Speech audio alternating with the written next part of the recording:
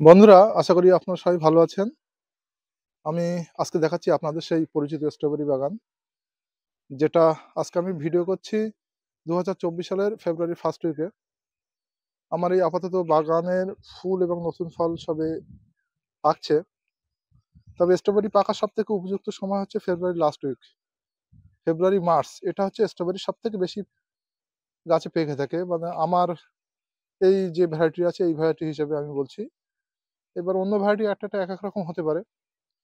এবারে আমি আপনাদের আজকে দেখাবো যে এই অবস্থায় যে বর্তমান যে পরিস্থিতি আপনাদের যাদের স্ট্রবেরি আছে, এখন আমরা কি সার প্রয়োগ করব, কি কেমন করে সেটার উম কি ওষুধ দেওয়া যেতে পারে এবং গাছে ফুল আসলে করণীয় কি, কেমন পাতা কাটতে হবে এবং কেমন রৌদ্রের প্রয়োজন সবকিছুই আমাদের সঙ্গে থাকেন ভিডিওতে দেখার জন্য।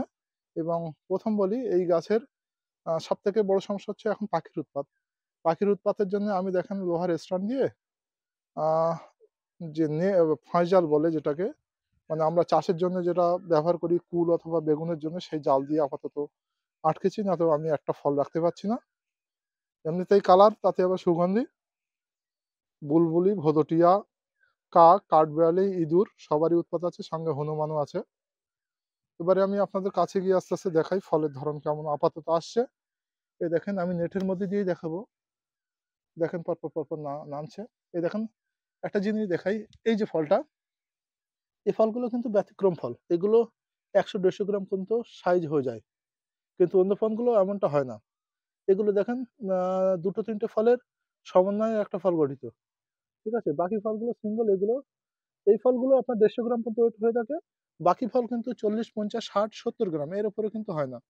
সর্বাধিক ৭০ গ্রাম। আর গড় হচ্ছে ৪০ গ্রাম, ৫০ গ্রাম। দেখেন আমি পরপর দেখাই। এই দেখেন এই গাছটা দেখাই। এটাও একটা দেখছি জমজ ফল আছে। এই দেখেন ভিতরে ফুল আসছে। এবারে বলি বন্ধুদের, যাদের আপনাদের এখন নতুন যাদের ফুল আসছে, পলিনেশনের জন্য যেখানে পাকা পাতা আছে অথবা যে পাতাটা আপনার পলিনেশনের জন্য সমস্যা হবে, যে মৌমাছি আসতে পারছে না এমন পাতাটা কেটে পরিষ্কার করে দেবেন। আমার গাছে একটু পাতা কাটা বেশি হয়ে গেছে। পাতা এতটা কাটা উচিত হয়নি। এখন দেখতে পাচ্ছি একটু ক্ষতি হয়ে গেল। এই দেখেন এই ফলটা খুবই সুন্দরভাবে পেকেছে। পাকা ফল আপনাদেরকে একটু দেখাই।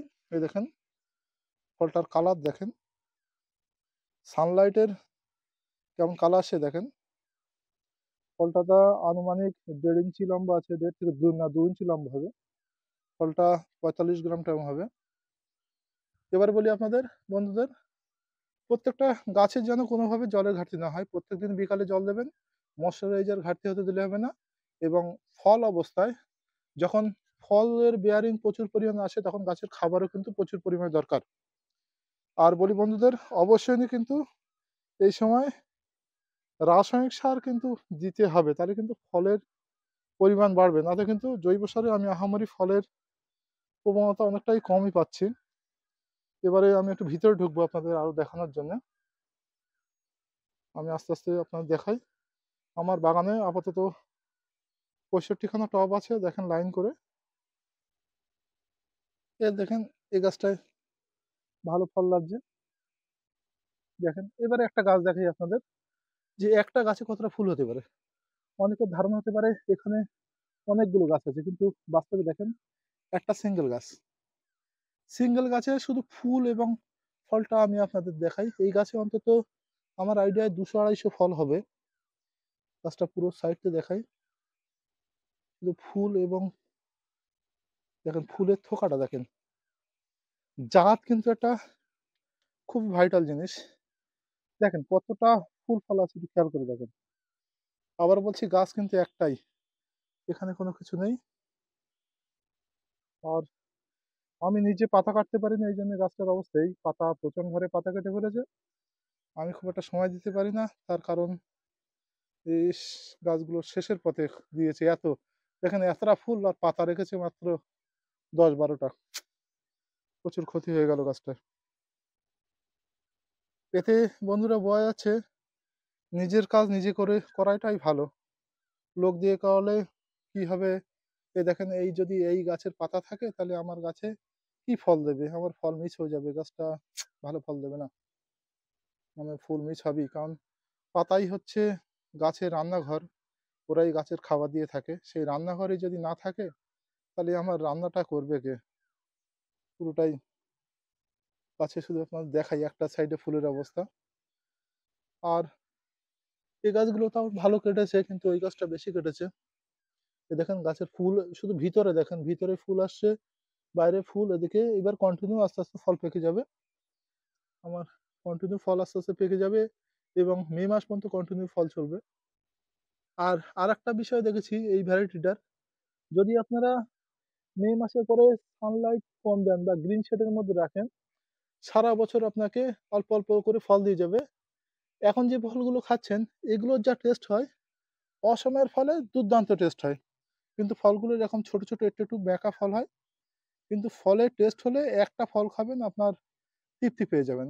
কিন্তু এগুলো সেই সময় যখন অত্যাধিক গরম পড়বে তখন এই গাছগুলো সানসেট অথবা ঘরের কোনো দেয়াল সাইডে, যে সাইডে সূর্যের আলো কম আসে, প্রয়োজন মতো জল দেবেন। ডাইরেক্ট সানলাইট না লাগলেই ভালো। গাছের তলায় অল্প ঘন্টা এই সারাদিনে ১-২ ঘন্টা রৌদ্র পেলে যথেষ্ট। এটা কিন্তু আম মে মাসের দিকের থেকে বলছি। সেই সময় থেকে বর্ষাকাল পর্যন্ত সানসেটেই রাখবেন। এবারে আমার আরেকটা ভ্যারাইটি যেটা আকর্ষণীয় ভ্যারাইটি, সেটা হচ্ছে আপনাদের দেখাই। এই যে চীনের সেই ভ্যারাইটিটা, এই ভ্যারাইটিটার এই সব ভ্যারাইটির হয় কি মানে ফুল আসার আগে রানার দেয়। রানার দেয়া বন্ধ হয়ে গেলে তারপর গাছে ফল আসে। কিন্তু এই চীনের এই ভ্যারাইটিটা পুরো আলাদা। এই ভ্যারাইটিটা কি হয়? আগে ফল দেয়। ফল দেওয়ার পরে এইসব ফলগুলো আমার খাওয়া হয়ে গেছে। ফলটা খুবই সুস্বাদু। কিন্তু অনেক বন্ধু আমার ওই ভাইটার আমাদের নিজেদেরই গাছ পুঁজি হচ্ছে ৫ টা। এই ১ টা ২ টো আর ওই ধারে দেখেন ২ টো আছে, আরেকটা নতুন তৈরি হচ্ছে ৫ টা এবং নতুন রানার দিচ্ছে। আমি অনেক বন্ধুর রিকোয়েস্টে এবার চেষ্টা করছি গাছ তৈরি করার জন্যে। এই দেখেন এইসব রানার নিচ্ছে।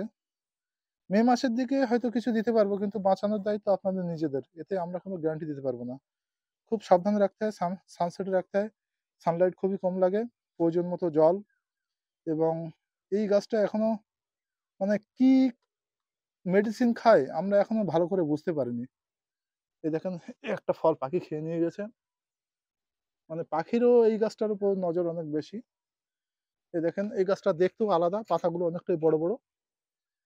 এই যে দেখেন এই রানা নিচ্ছে এবং এর কাঁদি দেখেন একটা করে কাঁদি পড়ছে, তার মাথায় কিছু ফল হচ্ছে। আশা করছি সামনের বার আমরাও এটা বেশি করব কারণ এটা খেতে খুবই সুস্বাদু। এই দেখেন এই দেখেন এটা নতুন গাছ। ভালো রানার নিচ্ছে। আশা করছি ভালোই প্রোডাকশন করতে পারবো গাছের আমরা। এবারে বলি বন্ধুরা রোগ ব্যারাম বলছি যে রোগ ব্যাধি। রোগ ব্যাধি হচ্ছে এই সময় জাপ পোকা, যাকে অনেকে হাবলা পোকাও বলে থাকে। এটা সচরাচর মার্কেটের ঔষধ হচ্ছে রোগার অথবা তোফাগড়। লিটারে ১ ml আপনি দিয়ে দেবেন। একবারে দিলেই মোটামুটি জাপ পোকা নির্মূল হয়ে যাবে। আর লেদা পোকার ওষুধ মার্কেটে এভেইলেবল। আর হচ্ছে রেড স্পাইডার। রেড স্পাইডার আপনার যদি লেগে থাকে বা নাও লেগে থাকে তাও গাছটা স্প্রে করবেন। কারণ আমি খেয়াল করে দেখেছি ওই রেড স্পাইডার স্প্রে করলে গাছের মানে ভিটামিনের মতো কাজ করে। কেন আমি জানি না। গাছ খুবই জোর নেয়। মানে পোকা লাগলেও কি না লাগলেও কি তাও আমরা মাসে ১ বার ইউজ করি। আর যাদের এই পোকাটা লেগে আছে তারা করবেন কি আ সপ্তাহে ২ বার। ১ম সপ্তাহে ১ বার, ২য় সপ্তাহে আরেকবার। আর এটা করতে হয় বিকেলে সানলাইট বন্ধ হয়ে কমে গেলে। দেখেন এই ফলগুলো হারভেস্টের উপযুক্ত সময় এসছে। কালার দেখেন। কিন্তু এখনো ভিডিও করার মতো হয়নি। আপনাদের আ ভিডিও ভিডিও করার উপযুক্ত সময় এখানে ফেব্রুয়ারি লাস্ট উইকে আর মার্চের ফার্স্ট উইকে। তবে একটা জিনিস বলি বন্ধুরা, লোকাল নার্সারিতে প্রচুর গাছ আছে। প্রচুর ভ্যারাইটি এসছে এখন আপডেট ভ্যারাইটি। একেকজন একেক রকম ভ্যারাইটি বিক্রি করছে। তবে জাত গাছের রানার কম হয় এবং যেগুলো জংলি জাত প্রচুর রানার হয় এবং গাছটা দেখতেও একটু আলাদা। রানারগুলো লাল প্রকৃতির হয়। যেমন চীনের জাতটা ভালো জাত, ভালো খেতে, রানার নেই বললেই চলে। আমাদের এই জাতটা যতদিন আপনার ফুল আসার আগ পর্যন্ত রানার দেয়, ফুল আসলে টোটালি রানার নেই আপনারা দেখতে পাচ্ছেন। আবার কিন্তু আরেকবার রানার নেয় আপনাদের বলে রাখি আপনারা যারা আমাদের কাছ থেকে নিয়েছেন। মানে ফুল বন্ধ হয়ে যাওয়ার পরে রানার আসে। ওই রানারগুলো যদি আপনারা কেউ আ ধরে রাখেন, পরের বছরের জন্য কিন্তু ওই গাছগুলোয় ভালো ফল দিতে পারে। এটা বাঁচানোর দায়িত্ব আপনাদেরই। এবারে বলি বন্ধুরা, যারা গাছে বেশি ফল নেবেন তারা মানে আ বর্ষার পরে রানার একটু কম নেওয়ার চেষ্টা করবেন। রানার কিন্তু বেশি নিলে ফল কমে যাবে। কারণ যত গাছের প্রোডাকশন দেবে, গাছের খাবারের তত ঘাটতি হয়ে যাবে। আর প্রয়োজন মতো রানার নেবেন, বাকি রানার কেটে ফেলে দেবেন এবং এরা রানার বছরে ২ বার দেয়। একবার হচ্ছে শীতের আগে আর শীতের ফল শেষ হয়ে যাওয়ার পরে। ঠিক আছে বন্ধুরা, আমাদের সঙ্গে থাকেন। পরের ভিডিও দেখার জন্য আমাদের সঙ্গে থাকেন এবং ভিডিও ভালো লাগলে আমাদের ভিডিও লাইক, শেয়ার, কমেন্ট করেন এবং ভালো না লাগলে আনলাইক করেন। ঠিক আছে বন্ধুরা, বাই।